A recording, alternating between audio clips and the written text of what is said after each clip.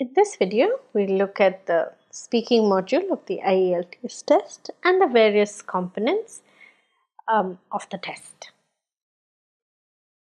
So before we go into what the test looks like, there are a couple of things that we need to think about. First of all, plan. Work on building your vocabulary. Improve your pronunciation. That's a huge part of getting a higher score in an Ielts test. Practice. Record yourself as much as possible at home while you're practicing so that you can hear yourself and also correct the mistakes that you make. Prepare. Spend time improving your skills, improving your vocabulary, obviously, your pronunciation, and also to come up with logical answers at a short span of time. The speaking module takes about 11 to 14 minutes and your English speaking abilities are assessed at this point. So there are three parts to the speaking module. Part 1 takes about 4 to 5 minutes. You'll be asked general questions about travel, your studies, your interest, your work, those kind of things. In part 2, you'd be asked to speak about a topic for about 1 to 2 minutes, and they'll give you a minute before to prepare for it. So you'll be given a card, they'll give you a minute to read, and so you write down the answers. You write down your notes and the pointers that you want to keep in mind, and then when a minute's been up, the examiner will remind you and you can just start talking. And in the end, the examiner will ask you about 1 or 2 questions around the topic. So your topics can be anything from your favorite book to your favorite movies or your favorite piece of art or something like that. Or a bit of advice that somebody gave you recently. So it can be a very varied array of topics.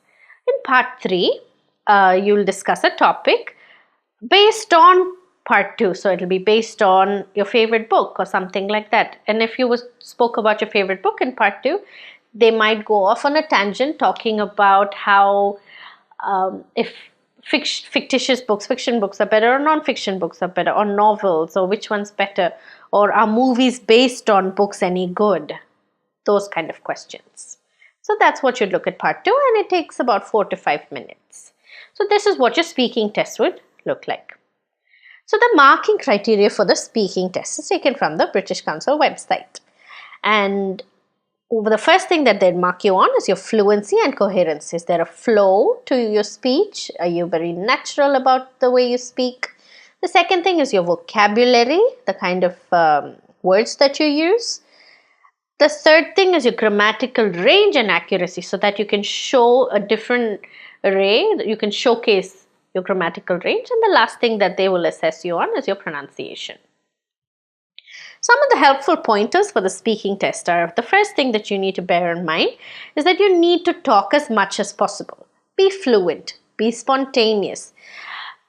As with the writing test as well, do not learn pre-prepared answers. Examiners are taught and they're trained to pick out these answers. So if they feel that you've learned the answer, they'll just change the question. So just work on improving your overall level of English. Okay, develop your answers. The questions are predictable, so try and practice them at home so you know what you'd like to be saying.